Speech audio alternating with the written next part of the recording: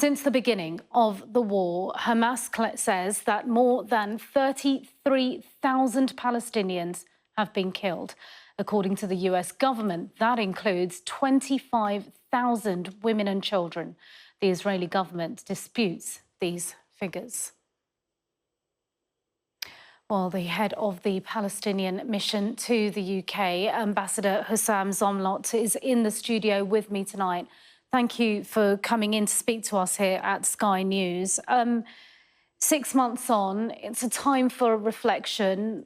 We were just speaking there about the figures. Behind those figures, of course, are people. What are the people of Gaza going through right now? Yeah, but why did you have to say that the numbers are disputed? Why do we have to say always that these are Hamas numbers? These are international organizations that are there and have vetted these numbers. And by the way, the number 33,000 is a big underestimation. We are waiting for the worst because there are thousands of people who are still under the rubble, uncounted for. There are thousands who are missing. So this is the absolute minimum number. More than 100,000 Palestinians maimed and killed. And this is very important, Saima. Always we are interrogated, always our story is disputed, and always the story of the occupier, the aggressor, the colonizer, the besieger is taken for granted. It's unacceptable. This is unacceptable. I appreciate what you're saying. Unacceptable. What we try to do is include everyone's perspective. But I appreciate what you're saying. The United Nations often says Hamas figures are true to and the United Nations often say that Israel's figures are not true, that Israel uses propaganda. That's the UN. So this is what we have to portray to our viewers, not to portray a situation where there is a dispute about real people who have been murdered by Israel by the thousands. Among those people, there are more than 13,000 children. This is the highest number of children murdered in any given conflict, the highest number of doctors, the highest number of journalists, the highest number of hospitals, schools. Israel has been engaged for 6 months in genocide. It's committing genocide. And then you have the International Court of Justice, the highest court that says there is a plausible genocide. I want to put to you something that the Prime Minister Netanyahu has said today, that he believes the achievements of the war have been great. What do you say to that? Yeah, what he means by being great, that is Netanyahu, is murdering 33,000 innocent people, mostly the vast majority of whom are women and children. What he means by great is the educide, that is the complete demolition of the Palestinian education system. We have 625,000 Palestinian school children who are out of education for the last 6 months. What he means is the devastation of our health sector. 36 hospitals are either totally or partially destroyed. What he means is the complete annihilation of a nation, of a people. That's what he means by success.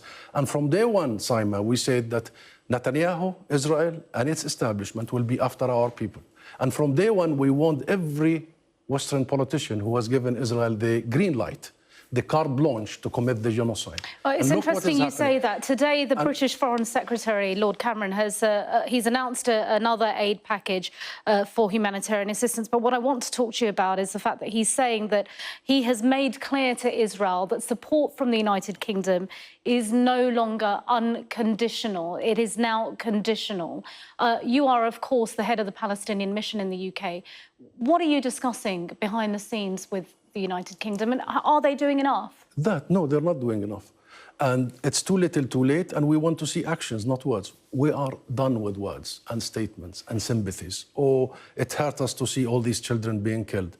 Israel should not have killed the 7 aid workers, including 3 British citizens. These words have been interpreted in Israel as just hollow words. We need action. The UK has what kind of action? What do you want to see happen? First, the UK has to impose an arms embargo immediately. Once the highest court on earth says that it is plausible that Israel has committed genocide and is committing genocide 6 months on, and that Israel is now officially on trial for genocide, the conversation should have been over. Arms embargo, Israel must be de-seated from the United Nations because there was a Security Council resolution that the UK government voted for an immediate ceasefire. And since then, Israel has doubled down on its prevention of food, on the famine that is imposed on our people in Gaza, and the use of disease as a weapon of war. And therefore, the list of sanctions are very well known. Otherwise, the Israelis will not listen to us. Well, what about the ceasefire talks that are carrying on right now? Of course, a number of times it's been mentioned that if the hostages are returned, there may be hope for a longer-term ceasefire, not just a humanitarian pause. Yes. I appreciate you don't represent Hamas, but there is the fact that the hostages were taken and 1,200 Israelis were killed. Yeah, but I represent the Palestinian people. I represent my people. And we have 7,000 hostages in Israeli detentions. Most of them without trial, without charge. Many of them are children. Many of them are women and girls. The United Nations came up with a report only recently about the sexual violence and rape against our women in Israeli detention.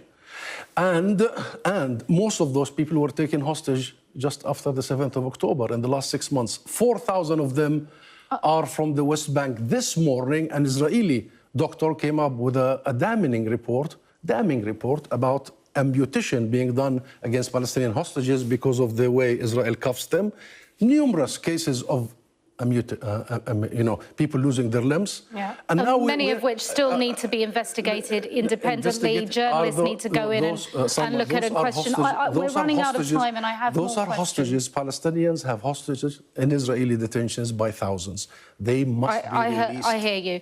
I want to put to you that tonight Yoav Gallant has released a statement saying that although Israel has withdrawn troops from southern Gaza, they've left just one brigade there. They're saying that the troops are left there to prepare for future operations, including in Rafah. How concerned are you about that? Very concerned. It's very obvious. Israel, this government, the military, they want to see a perpetual aggression against our people. An unending, never-ending, open-ended war and genocide against our people. So this is what he's saying. They leave this area, they come back from the other door, they will continue the bombardment, they will continue the incursions into major Palestinian cities. Netanyahu knows that the only way he can maintain his career and his job is by continuing killing Palestinians, and the world is doing nothing about it. And 6 months on... What about I want to ask you about the Palestinian Authority and look at the wider picture now. It has been conspicuous in its absence since October the 7th, since the war in Gaza as well, the airstrikes and the ground incursion.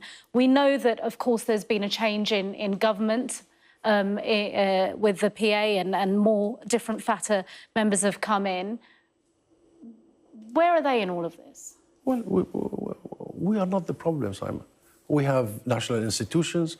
We have the PLO that represents all Palestinians. Its political platform is in perfect line with the international community for a state of Palestine on the 1967 borders. We have a state of Palestine in the international system in the UN, recognized by the majority of the world, except few countries, the UK and the US.